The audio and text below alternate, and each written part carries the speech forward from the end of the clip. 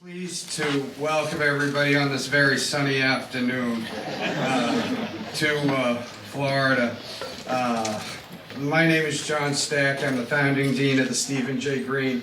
School of International and Public Affairs, and it's really a pleasure to welcome you today. I'd like to first acknowledge the honorary consul of the Slovak Republic, Cecilia Rokashek. Cecilia, stand up. I also want to acknowledge Bob Petrick, who's, stand up, Bob, come on, whose support for all things Czech and Slovak means a great deal. We're so pleased to have you here today for an important discussion with a man who has participated in the heroic struggle for freedom in totalitarian Czechoslovakia.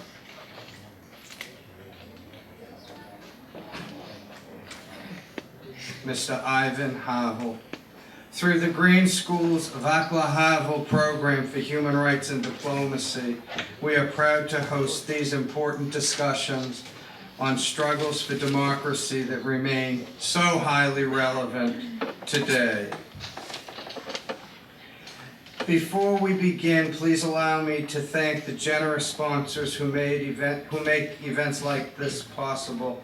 First, thank you to the European and Eurasian Studies Program, to our wonderful Honors College and our Global Learning Initiatives, and finally the presenter of today's program, Václav Havel Program for Human Rights and Diplomacy, which has engaged these critical issues and work in promoting democracy and global exchange since its inception in 2012.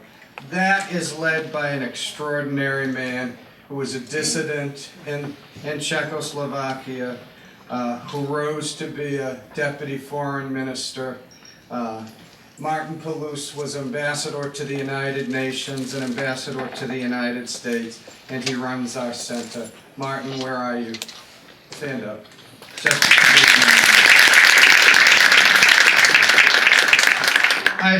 That's the last stand up. At this time, I think it is also important to acknowledge the Green family and the generous contribution that is transforming this school and furthering our mission to create a just, peaceful, and prosperous world. Ambassador Steven J. Green, his wife Dorothea Green, and daughter Kimberly Green have supported FIU for nearly 25 years and are helping to shape the destiny not only of the Havel program and the Green School, but helping to provide an excellent education for our students. So without further ado, let me introduce Ambassador Martin Palouse.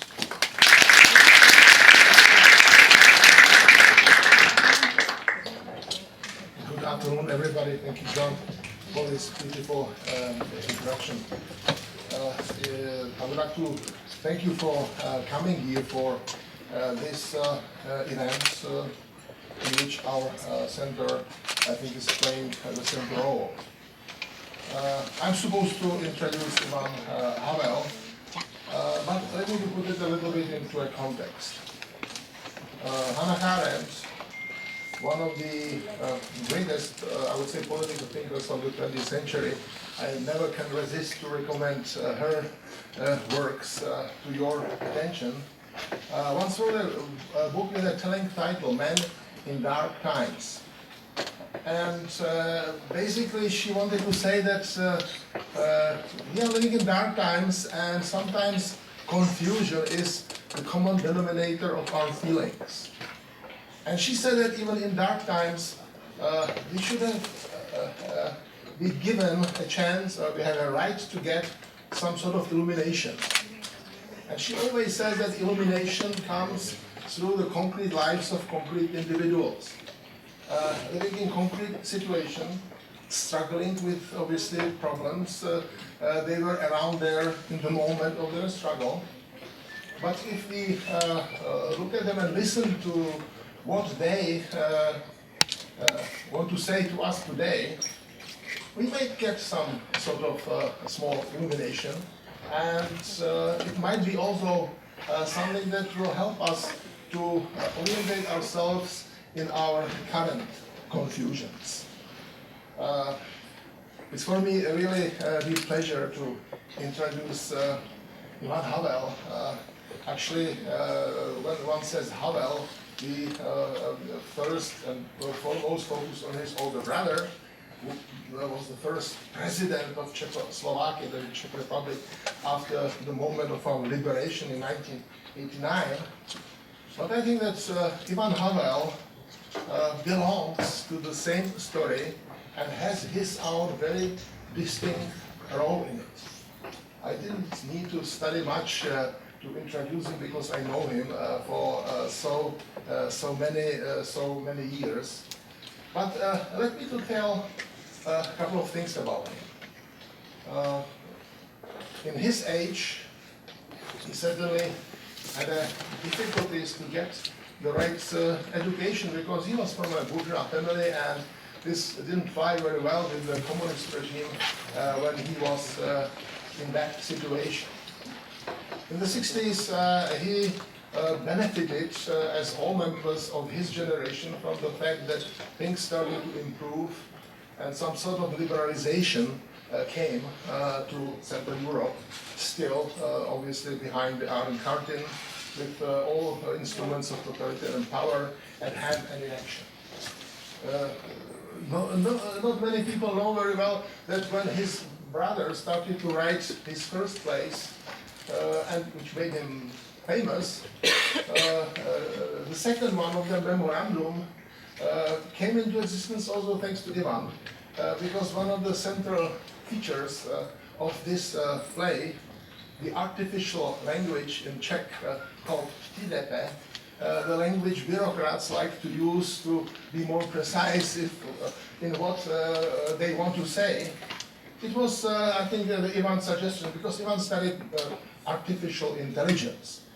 So his field is cognitive philosophy, artificial intelligence, maybe something what seems to be quite actual today in this context. He got his PhD at Berkeley because he could travel in the late 60s as some members of his generation. And then in the 70s, and then it was the moment when we got together, we all were experiencing this strange period called normalization, in which we were all, Czechs and Slovaks, asked to become 100% conformists, not to believe in anything, but to shut up and coordinate ourselves with the situation. Which means many Cubans, if there are some here, would know better than others what I'm talking about here. Just going to First May parade, wave the flags, shout the slogans, and live in peace with the regime. Obviously, the question was what one can do under these circumstances, in this debilitating, if you want to say, atmosphere. At least what you can do is think free thinking, trying to be on your own ground, and eventually to look for and find some friends that can eventually share with you this spirit, and start cultivating, building something that maybe later can be turned into more visible, let's say, political action. And this was our story and Ivan's story of the 1970s. I think that he's going to speak here about what intellectuals can do under the totalitarian condition, what their freedom is about. And obviously, then the story is known. Charter 77 came. Ivan became one of these important players in this situation when his brother ended up in jail for years, and he was known at that moment as, among other things, as editor of one of the samizdat's publication project called Edice Expedice. Ivan took over after him, and he was the one who was doing that in his own way. He organized seminars in his house in which people who wanted to search for some knowledge for their own internal reasons had a chance to come, meet other people, think freely, discuss freely, and not feeling to be too much involved with all what was going on around. And then obviously when we are getting closer to the revolution, Ivan was also there. We were both finding ourselves in these days in the center of action, in the coordination center of Civic Forum. So he also became, for a moment, a politician, if you want to call these individuals who are in action politicians. But then, obviously, when it was over, the question is, what does it mean that something is over? But let's set it aside. The question was, do you want to transform yourself into a professional politician in a new democratic era, or do you want something else? This is a big dilemma for all intellectuals. What do intellectuals want to do in politics? Do they belong to politics, or they should stay out because they are not too practical? They are not sleazy enough. They are not creative enough in this own way. I think that intellectuals and politics, it might be one of the questions of your presidential campaign here today, but I don't want to comment on this one at all. Ivan decided to retreat from this public sphere dominated by people who like power, money, and glory, and got back into his science. And he became a founder of a center run together by Charles University in Prague and the Academy of Sciences, Center for Theoretical Studies. You can ask me what theoretical study is about, but it was mainly about transdisciplinary communications. To study, explore these areas in which different approaches, different sciences, if you want to say, overlap and can have a fruitful dialogue. I think that dialogue is what is maybe the central word for Václav Havel. Are we able to have a dialogue today, or are we shouting at each other like politicians do all the time? Is there something that can help us to get some enlightenment in our current dark times? So with that, I would like to invite Ivan and give us some enlightenment, please.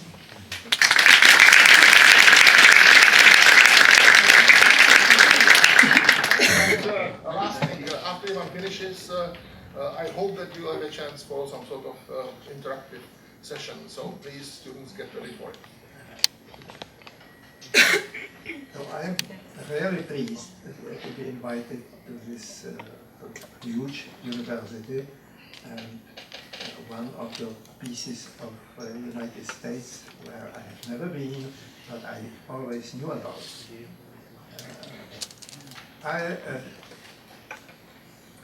I might have a difficulty to satisfy Martin Balázs with his acceptation of what I would say. But I've chosen three, let's say, sample topics which might be of interest in general.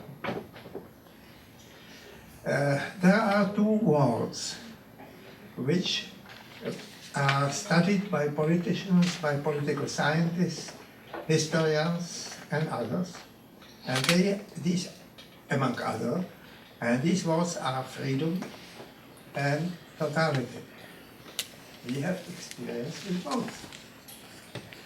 As for their meaning, as for the meaning of these words, you can hardly find two words that could stand in a more radical opposition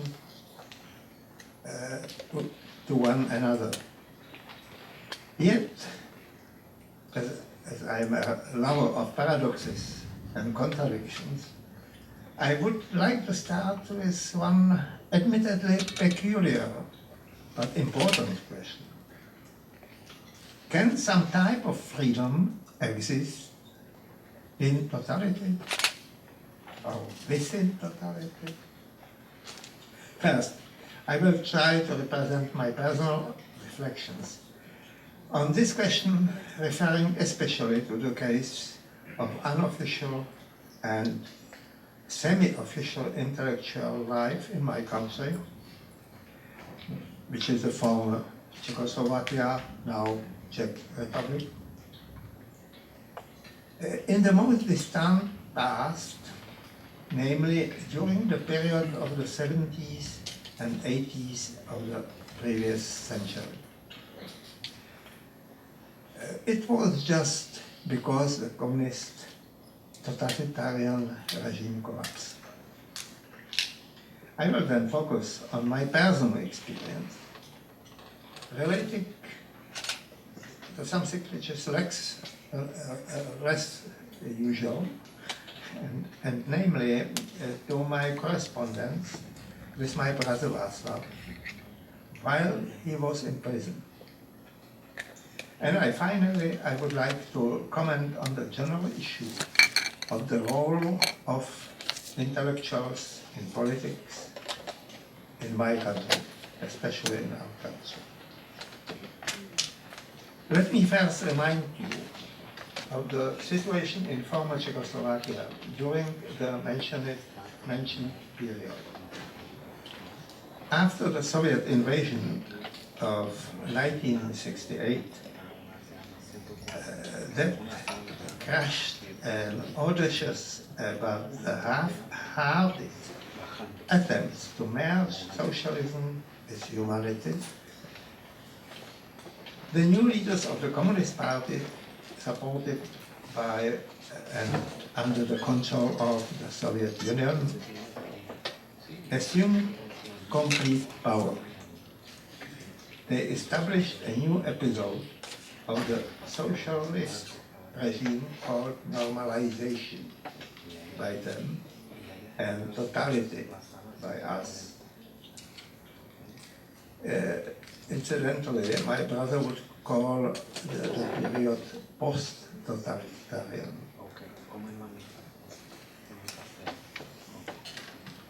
The period of this strange combination of normalization, as they called it, and totalitarianism, as we called it, finished in the time of Velvet Revolution at the end of 1989.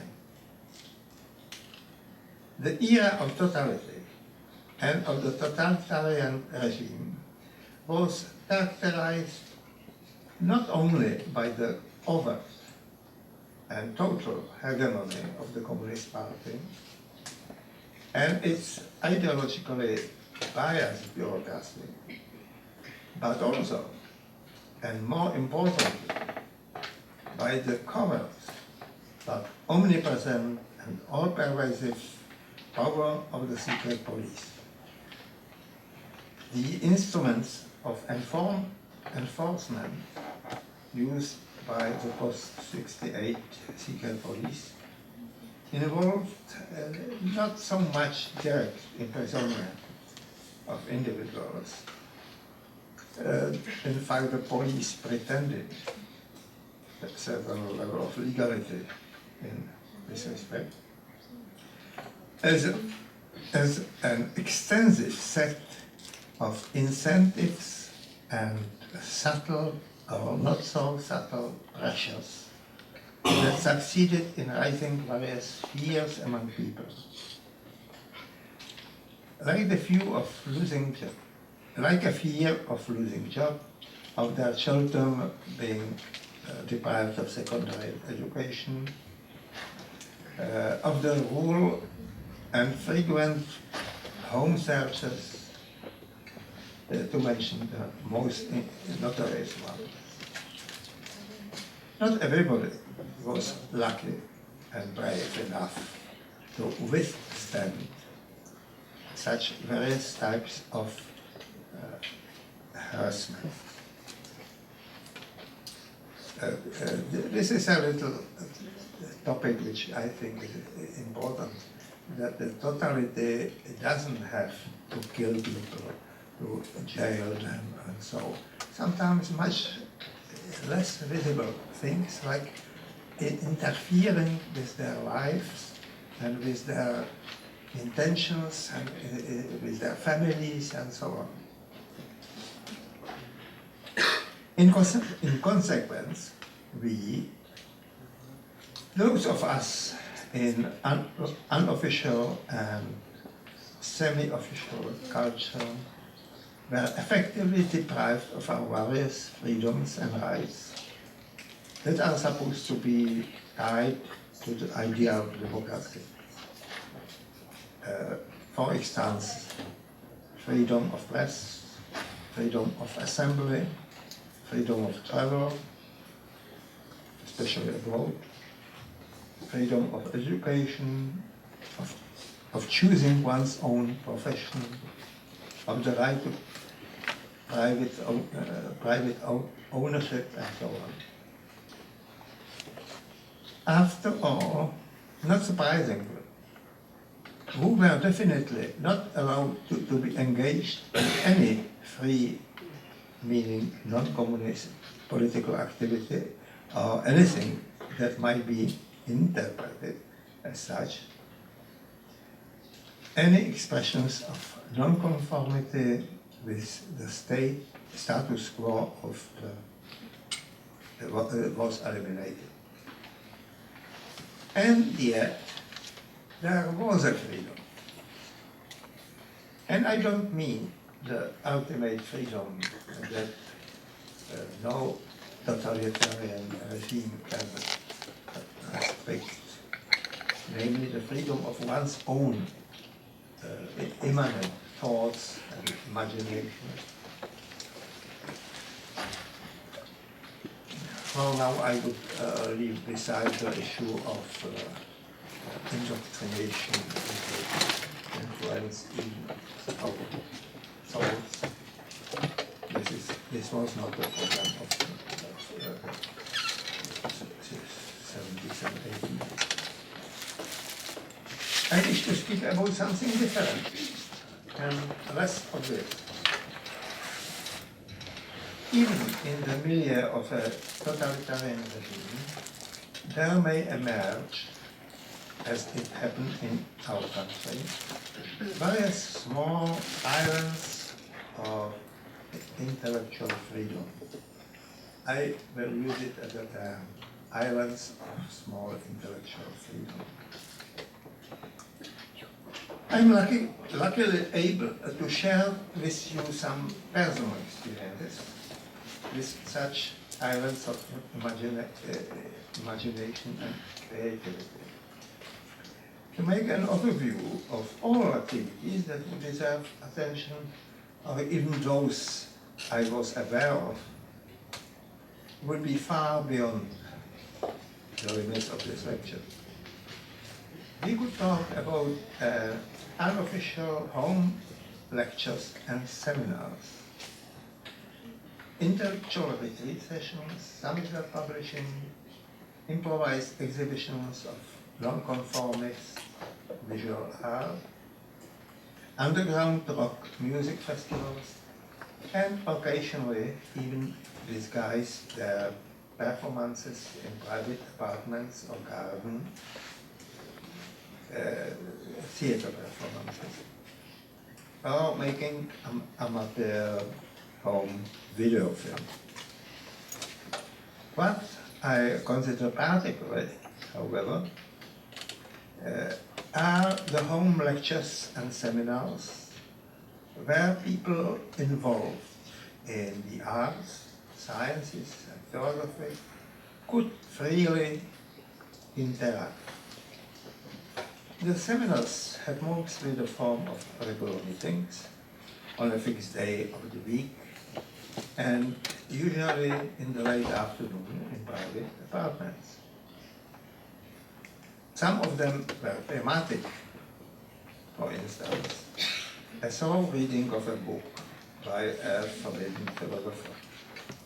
Some others consisted of lectures of diverse topics, always followed by free discussion.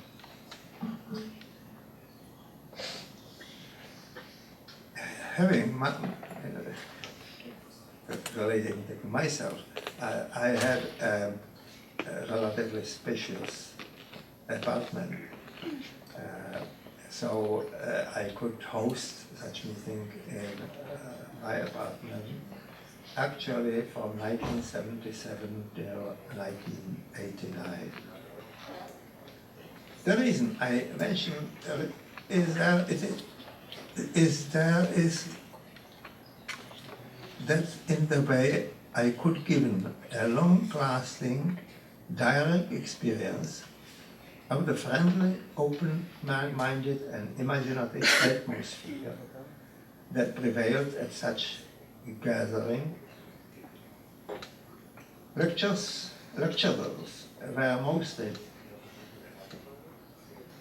mature, forward-looking thinkers and writers who were forbidden to teach and publish, except perhaps in Samizdat, or who lived and acted at the periphery of official culture. Interestingly enough, the spectrum of attendees at the lectures and seminars ranged from members of what we had called the gray zone. Here people, that is people who still continued to survive barely in official structures, at university departments or research institutes. On the other side, on the one side, and persecuted intellectuals, including those who openly criticized the official ideology, and on the other side, even on the other side. So there was a mixture of people of various, let's say, involvement in activities against communists, and what was important that they mixed together with people, we might call them innocent, it is not a proper word, but people who still survived in their institutions and formed the gray zone.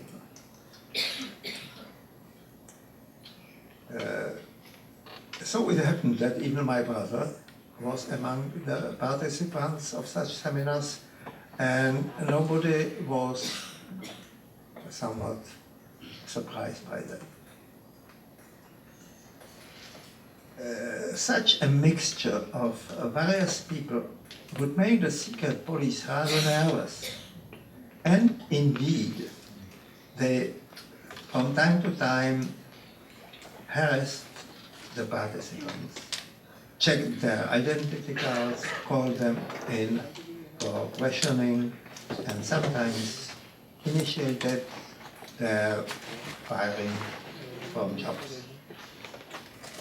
We were well aware that some other analogous happenings in our country were persecuted much more forcefully.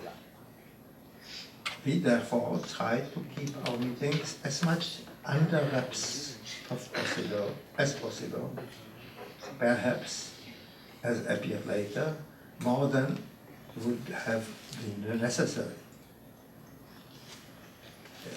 Since the secret police knew quite a lot through their informers, and on the other hand, there were activities that we did not hide too much, so we were convinced that they already knew about them, that the policemen already knew about them. However, as we learned much later, they knew nothing about that. I must say that those who regularly participated in our meetings enjoyed them very much, only they had to overcome a feeling of risk, and such meeting became for them a real oasis of free and open debate, often on a high level of scholarship, and creativity, and often accompanied by a cheerful atmosphere. This made me choose the term islands of intellectual freedom and give it a more significance. Maybe sometimes when we read about living in depression, we have the feeling that it is total. But there might be very small, private, carefully hidden groups when paradoxically people behave much more freely, and the atmosphere was enormously not limited. Here and there, here then is the paradox. Freedom under totality. And even more paradoxically, such islands of freedom would lose their flavor if there were no totalitarian ocean around them. As the very term may suggest, owing to the islands of freedom, a specific species of individuals evolved, whom I had called free intellectuals. Normally, the term intellectual is used for an educated or generally intelligent person who, due to their ability to think critically and reflect, acquire a social and cultural influences and prestige. And frequently is one or another way active in the public sphere.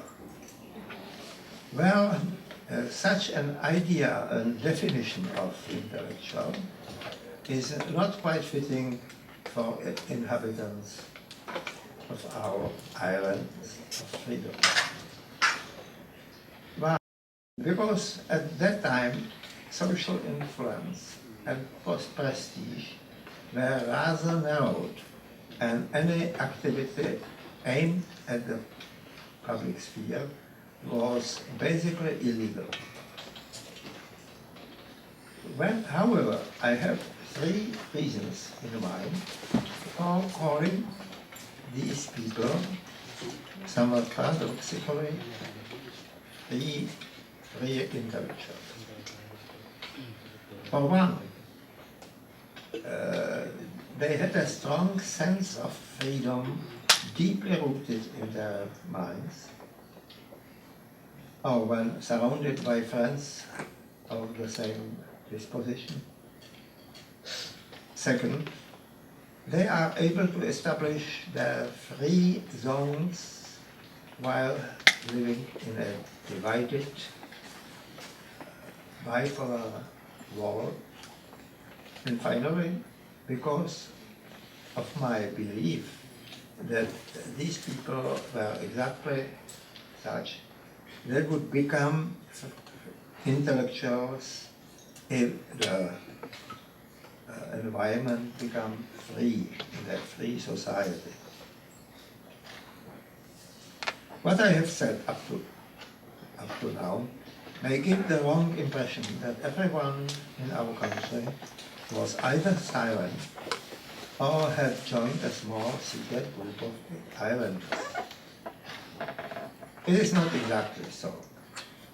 There was a certain number of free intellectuals who ignored the threat of the process wrong and launched public protests. We call them dissidents. My brother Václav was one of them, and this brings me to my second topic. Thousands of books, articles, and research studies have been published dealing with his theatrical war, political essays, and dissident activities. And not all, and most at all later with his president. Various mutual relationships between his different roles were analyzed too. And there is not too much left for me to contribute, except one thing. My correspondence with him over the prison wall during his 4.5 years of imprisonment between October 1979 and February 1989. As a matter of fact, prison war may have a double metaphorical meaning. Obviously, it may be a metaphor for the unavoidable barrier that divides the life in our country, our thoughts, and that divides the life and thoughts of the real prisoner from the life and thoughts of others who are beyond the prison wall.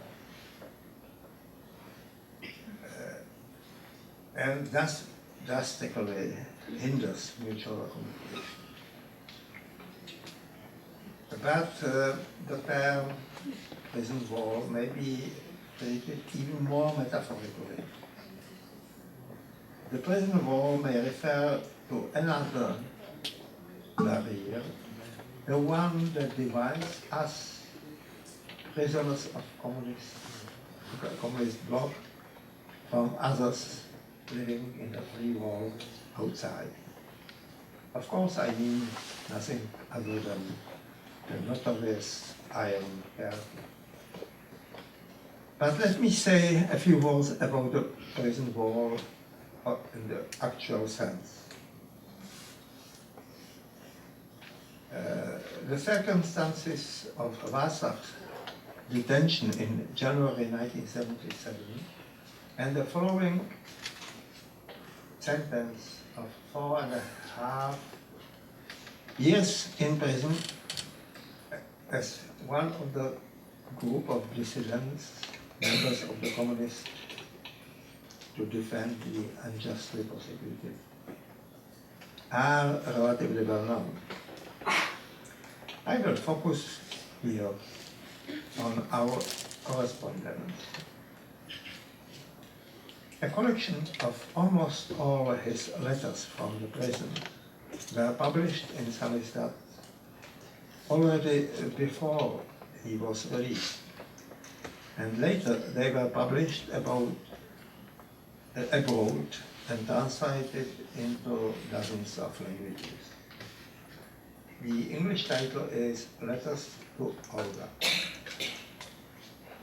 Olga, his wife of the time, was not an overly active letter writer, and hence the primary responsibility of writing letters remained with me. Fortunately for history, let's say, I wrote them in a typewriter keeping all carbon copies, so that my letters are preserved completely. In 2010, they were collected, edited and published in Czech by the Václav Havel Library in Prague. Under the title Dopisy od Olgy, Letters from Olga. The title is figurative and alludes to the title of Letters to Olga. Because I suspected that Václav would certainly suffer from the lack of intellectual stimulation and interesting literature, I decided to write him relatively long letters where I would contribute popularized versions of themes I was interested in those days. In my first letter, I listed a score of topics. I was going to start him with. They included quantum theory, logical paradoxes, eccentric science, lucid dreams, and even the works of the best-selling anthropologist Carlos Castaneda. For the most part, I kept the promises in several subsequent letters, where I further wrote about the Czech feminist and mystical philosopher of early 20th century, Anna Pavlova, about Tolkien's book, about Carl Gustav Jung and other spiritual literature. Somewhere later, I gave him a report on Douglas Hofstadter's Escher Telegraph, but also on the big business management, the anthropic principle and self-organization. Obviously, my writing largely benefited from themes of our home seminars and from discussions with my scientific and philosophical friends. But this was not all. I appealed to my colleagues to suggest further text to me, or even better, that they would write a few paragraphs that I could copy into my letters. Incidentally, only Václav's close relatives, namely Olga, my earlier wife, and myself, had the right to write him. Gradually, I was able to copy into my letters quite a few samples of intellectual text, including, for instance, essays by Martin Heidegger and, in particular, Emmanuel Levinas. Especially the thoughts of the letter thinker made a far-reaching impact on him. Hence, he also had an indirect contact with the thoughts of free intellectuals, primarily philosophers, beyond the prison walls. However, by no means do I wish to suggest that his life in prison was something akin to a scholar in a residence retreat, where in solitude, shielded from the distractions of the world, he could ponder the deepest philosophical issues. In fact, and in harshly real ways, he did ponder the deepest philosophical issues. Writing letters was a sensitive matter, not only regarding letters from prison, when strict rules for what was allowed to be written and what not were in place, but also regarding letters to prison. Remember that all, even those outside of the prison wall, were, so to say, prisoners, that we all, even outside of the prison, were prisoners of totality, deprived of all freedoms, and particularly the freedom of speech. Of course, I couldn't write to Václav about political affairs, nor about dissidents. Hence, I preferred writing more about science, innocent scholarly methods and performances of his plays abroad. There was the overt prison censorship that might lead to a confiscation of a war letter just for inclusion of any unfamiliar foreign word or a complete phrase not quite lucid to the censor. But there was a covert danger, as we expected.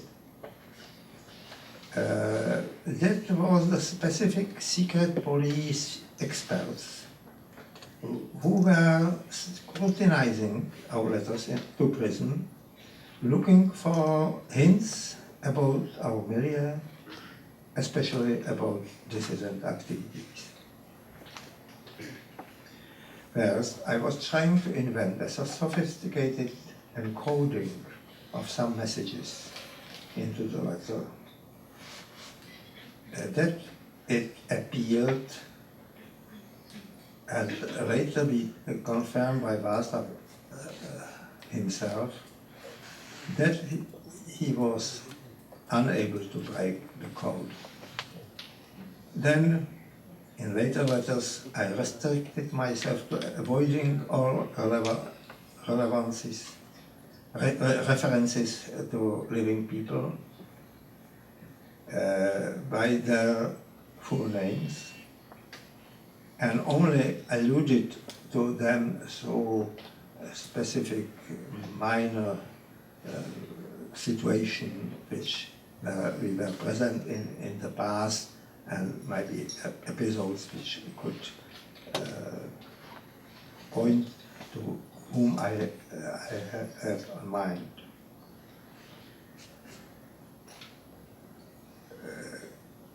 The intellectual exchange with me, however, did not have the form of an actual dialogue. Let me quote in this respect from one of his letters from prison.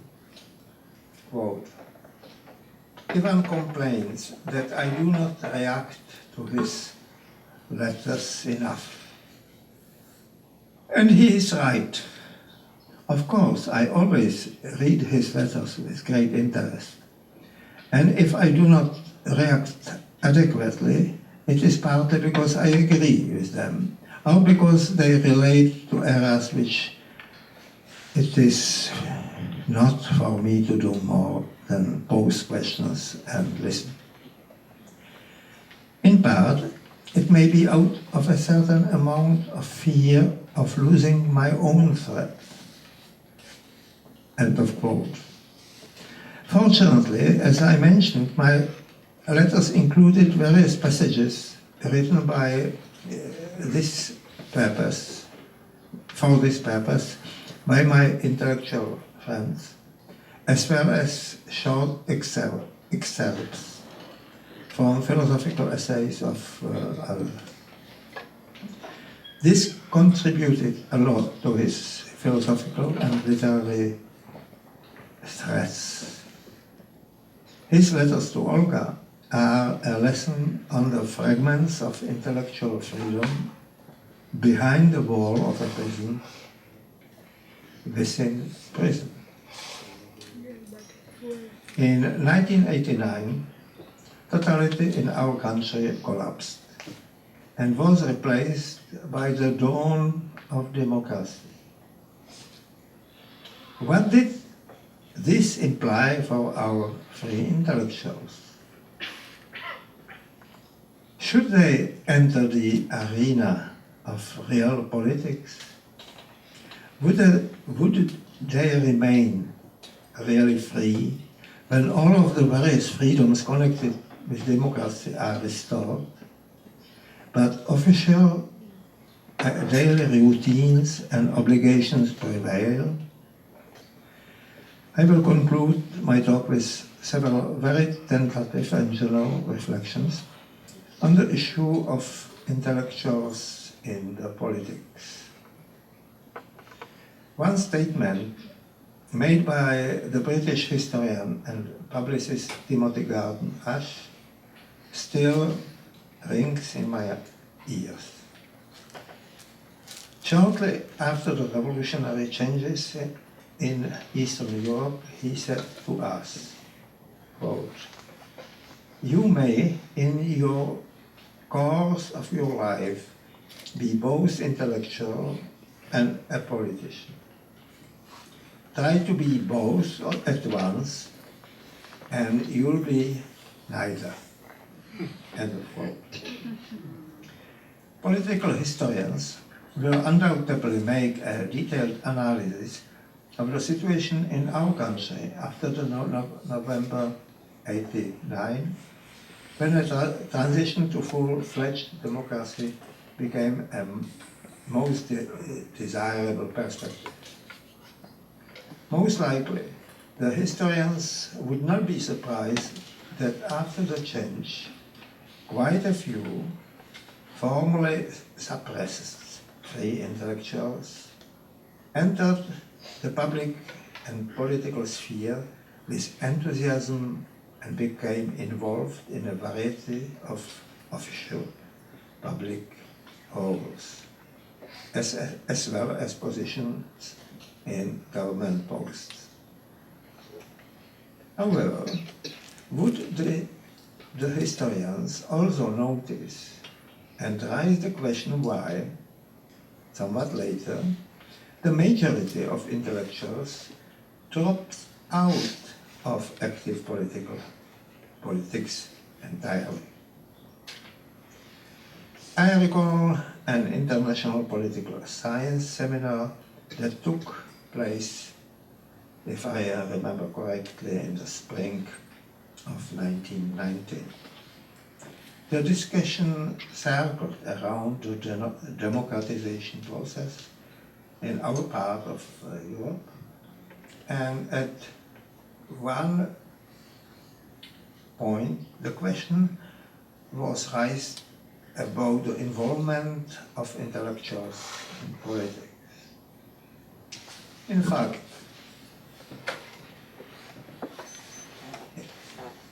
a phenomenon which was quite typical for our country in those days.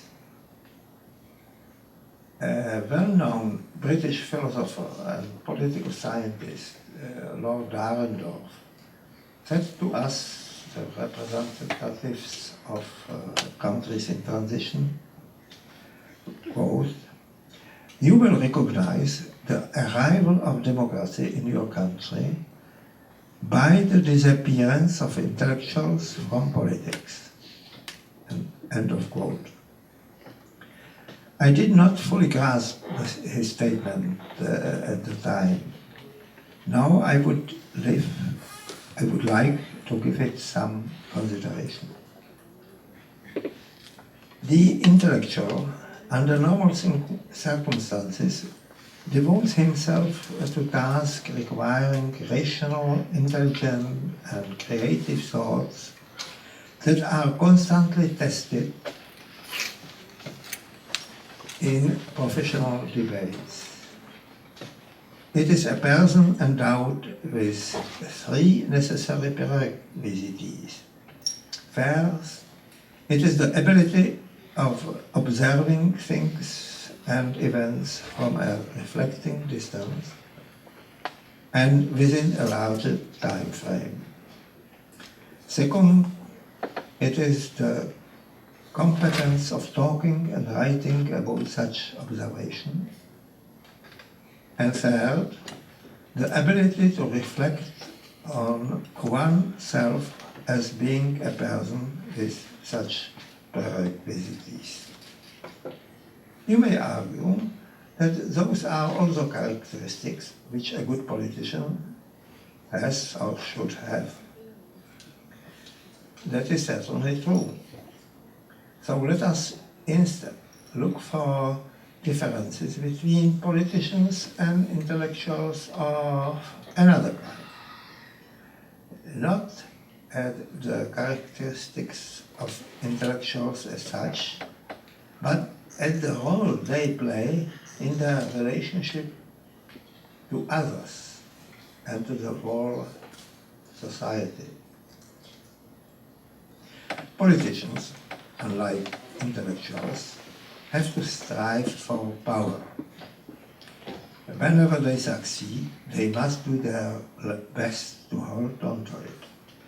Otherwise, they would never be able to make effective decisions in matters of common interest.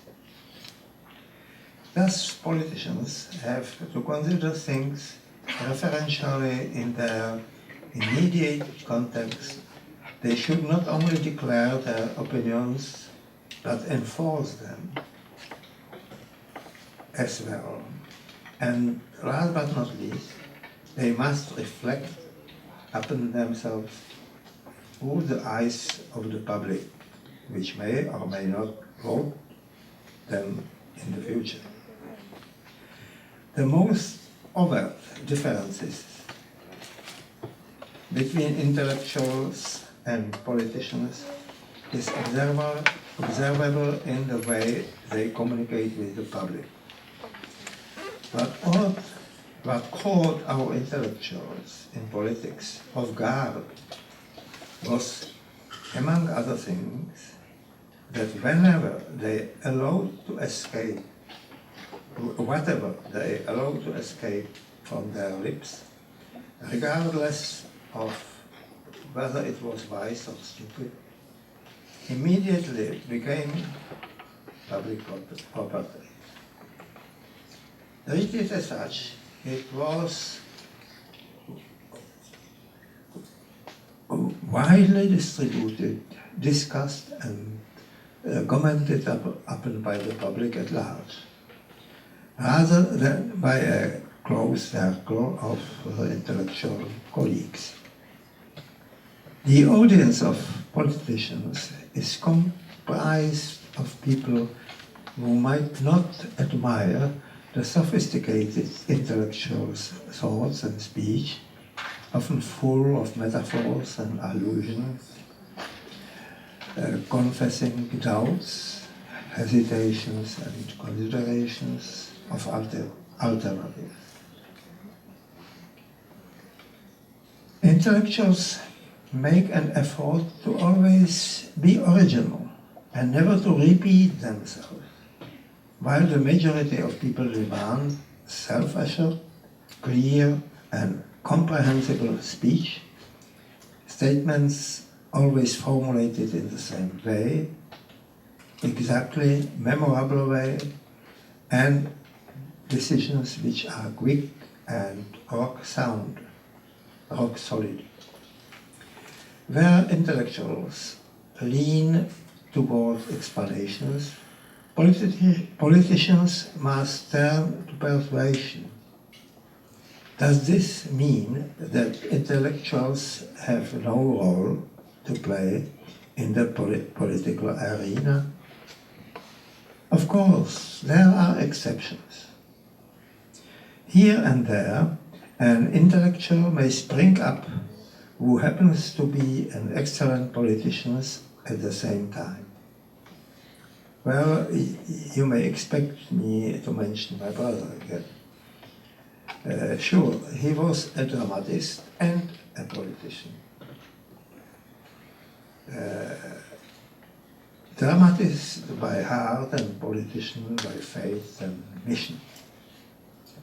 I do not think, however, that he would be happy with me mentioning him as the traditional, ordinary, or even professional politician. In fact, he was always critical of the behavior of professional politicians.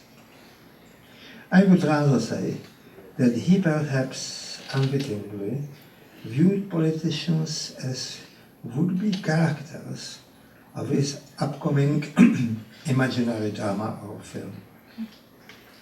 Should we take him for an author or for a stage director of such a drama of politics or of a political drama? Let me turn now to intellectuals not as individuals, but rather as a group, as a component of the society through which the society as a whole reflects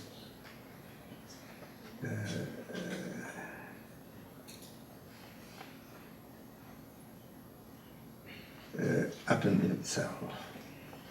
After all, it is the intellectuals who may have the ability to distinguish the good from the bad, the clean from the dirty, the true from the false, the healthy from the sick, the emerging from the decaying. It is them who can recognize when a political power truly serves the people and when it tries to make people its obedient servants. And thereby emerges the dedicated role of intellectuals in politics, namely to observe from the balcony the politicians jostling for power, to be always on guard and to recognize immediately when it is necessary to sound a warning. Intellectuals possess the gift of thoughtful language. Consequently, they should be given the right and the obligation to use it to point the finger at the key problems and ideas. Only exceptionally it may happen, here and there, that they leave their balcony and jump down in the middle of the political arena. In that case, they create inspiring alternatives resolving urgent and emerging problems and do not just follow public demand. Thank you.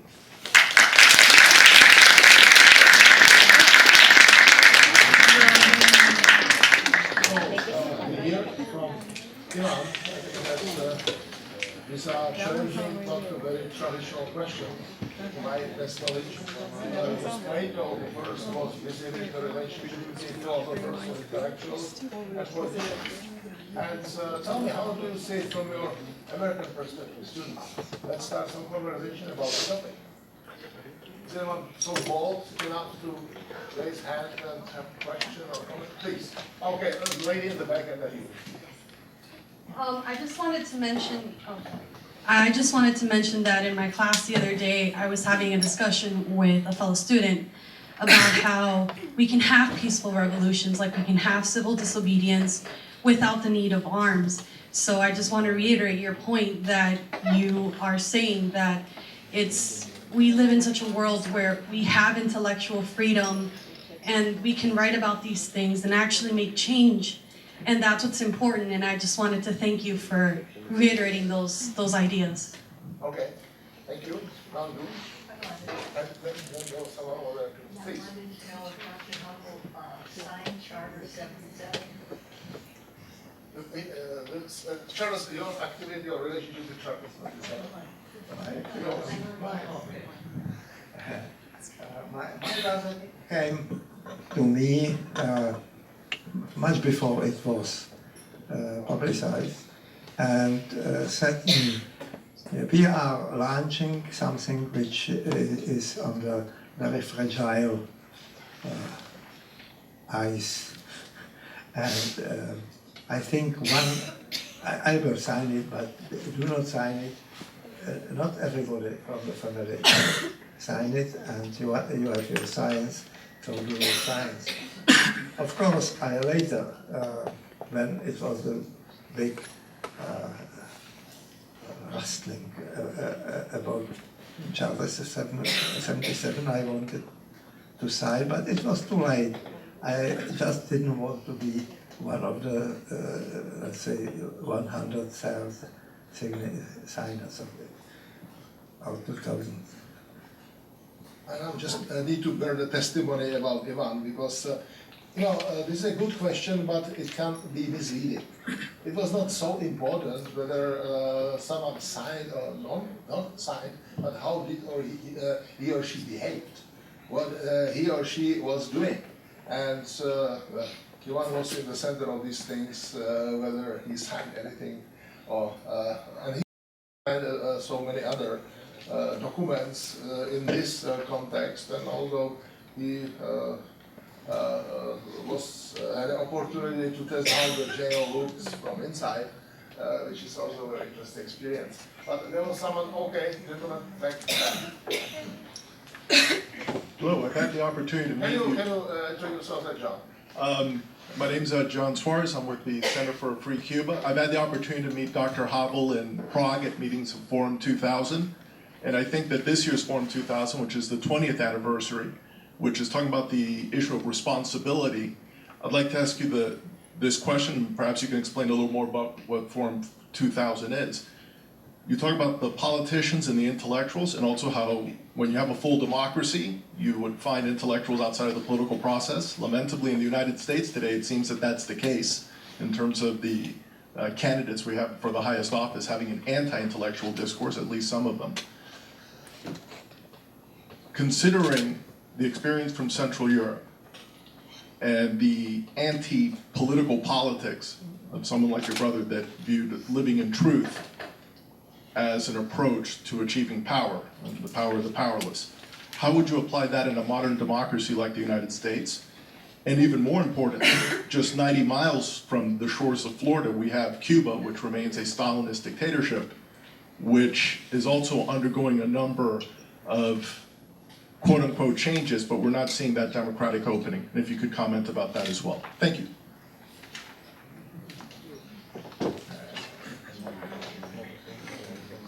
If I understood well, the situation with the democracy in Western countries was something quite different. That in our country, we are a small country which can be run in a very strict police-like way, where if somebody raises a hand and claims something differently, it's immediately smashed and either arrested or made impossible to do something. In the West, there I think is still a lot of possibilities of freedom of speech, in a sense, freedom of publications. So any ideas which are somewhat against the current government are easily to spread. Notice that we were a country of one single party. There were no fight among parties that a member of one party could claim something wrong about a member of another party. So I think the only way to understand the difference would be to live it. I can add something to that. This is one dimension that has not been, I think, covered in detail here. I think all intellectuals are born cosmopolitans. They are almost by definition internationalists because the business of thinking they are doing transcends borders. So they have a tendency to ally themselves or to have partners internationally. So Forum 2000, which is going to take place again this year in the middle of October, with strong Cuban participation and Venezuelan participation, and also obviously with participation from Western democracies, including the United States, is a forum in which where these questions that have been intimately and sometimes in a hidden form or are lived by intellectuals in all these small closed societies can be made public, maybe turned into a discourse among all people who can eventually feel solidarity with those sometimes lost individuals. Actually, our center here is, I would say, institutionalization of these efforts, and that's what we are trying to support as much as possible. Any other, okay, gentleman over there, please. Patrick Bell. I'm a research associate at the Jean Monnet Center here at FIU. And the question I have for Dr. Havel is this. You spoke specifically about the creation or formation of gray zones and their connection to the dawn of democracy, and that they met in small groups. I'm doing research right now on the crisis in Ukraine. And one of the things that I wanted to know from you is, how would you admit new members to these groups, given the fact that if you admitted the wrong person, they could be a member of the secret police, they could be somebody that, basically was not, shall we say, somebody that you necessarily want to share your confidence with. So how did you vet those people? How did you decide how to admit somebody new to them? I mentioned, if I believe well, I mentioned that the groups emerged. Emergence of a group is something different than acceptance or some membership. There were no membership, but usually quite a few people who understood each other and trusted each other gradually brought some other people whom they trusted. And so sooner or later there was a group, let's say about 20, maybe 30 people, where there was the atmosphere made them all certain that they are sharing the ideas. Of course, what later appeared, the secret police would do the best to find somebody and implant it there. And it also happened. But what I had on mind more is the atmosphere in such meetings, not their effectivity. The atmosphere of freedom, that people enjoyed once in a week a situation where they may face against the hardships of the rest of the week. I would add one more thing. Obviously, what would be the information these spies would bring to their headquarters? Nothing special, because there was no, I would say, conspirational, organizational conversations under this occasion. It was just really free thinking about relevant themes. So if the bosses in the secret police would like to be also illuminated about the most recent debates on the theory of relativity or big banks, they certainly were welcome in this indirect way to participate too. So, the secret police in all these totalitarian states have a tendency to see imperialistic conspiracies behind every corner, and what they are dealing with is the reality of free thinking people. Nothing more complicated than that. But let me add one point myself. When you spoke about Václav Havel, your brother, obviously it was a strange combination of several professions, including being playwright. So he was the one who had a tendency to make this combination in a very significant way, and maybe this was the recipe for his political success. I remember once I was doing some program, and then I asked him, because he had a tendency to almost be suspicious that he is rather playing a politician than being one. That it is for him as some sort of drama, and drama is not real, drama is invention. And he was very sensitive to that. He said that if you mean that I don't take it seriously, that I just take it as a drama, you are wrong. I am taking that as a serious task, and I think that if you look at his legacy, his mission accomplished, obviously he could not arrange things for other people. Everyone is finite, limited, including Václav Havel. So I think that he was playwright, he was intellectual, but he was a great politician, because politicians have a window of opportunity. They don't want to make themselves to administrate something forever. They need to be able to act in the right moment.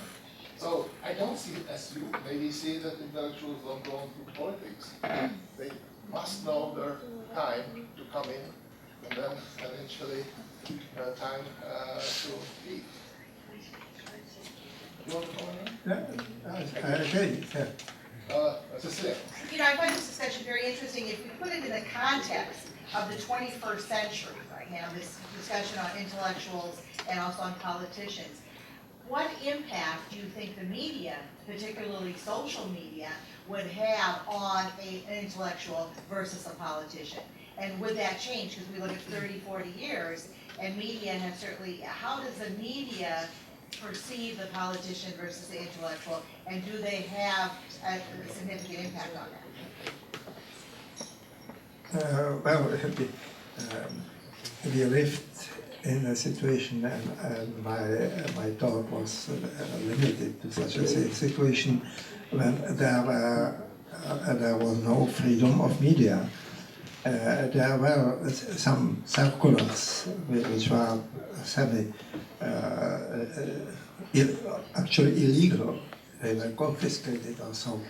So the media were completely in the hands of the communist regime.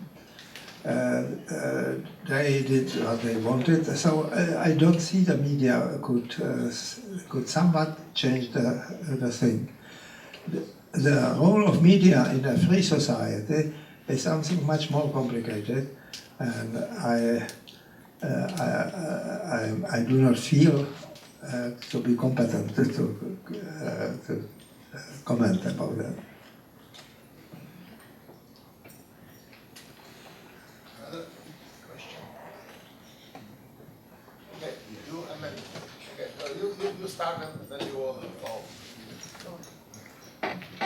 I actually wanted to comment on what you were saying with in the sense of intellectuals and their approach to politics, and your feeling towards that. Especially, one thing that I like here is the freedom in a totalitarian society and its relationship with it. Why do you feel that intellectuals, rather than a duty to be involved in politics, rather it should be an exception? Because as you explained previously, it's intellectuals, for them to be involved in politics is really an exception rather than a duty for intellectuals to be involved in politics. What do you think then? If I understand well, you mean about the question why intellectuals were members of these three groups, which somewhat behaves. This is more or less the automatic outcome of the reason why they gathered, because they wanted to discuss intellectual affairs, whether scientific or others. And, well, did I understand? Well, I think that you Okay. what I will add is that obviously intellectuals and politicians have one thing in common, which is interesting common matters. Intellectuals usually don't discuss, when they are intellectuals, their lives in their families.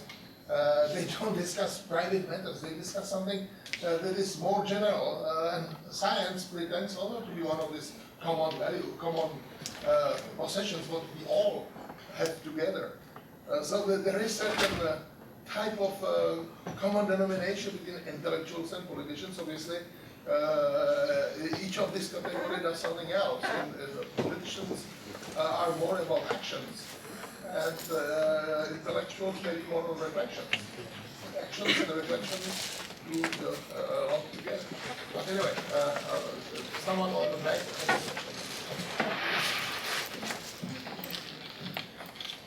Hello, my name is Carolina, and I'm from Slovakia, so I grew up hearing about what you and your brother did, and I can see it on the different generations because each one appreciates it differently.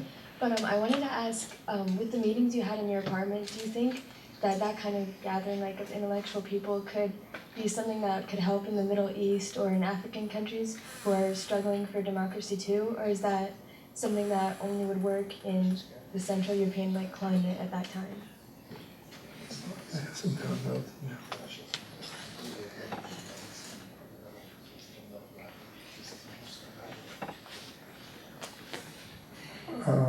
as far as I know, and unrestricted to the situation I had direct contact with, I didn't feel that there would be some concrete influence over the world. I think the influence might be in a different way.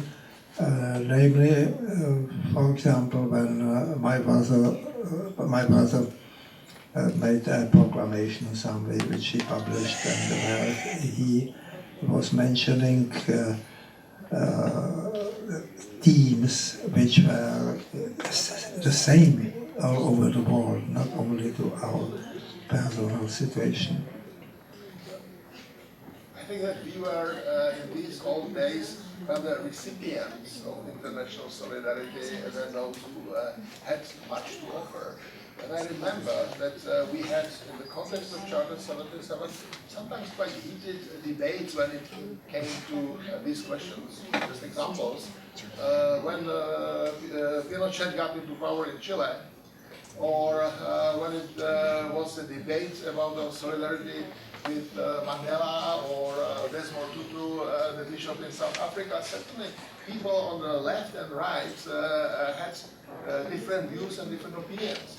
So the question was, were we able, at least verbally, to express some sort of solidarity? But I would say that the spirit of solidarity with us was, and there is still one of the remaining aspects, the legacy of that, in the context of at least some streams in the foreign policy, both of the Czech Republic and Slovakia, that help John knows that pretty well, because we are on the side of human dissidents very strongly, because they are not in the same situation.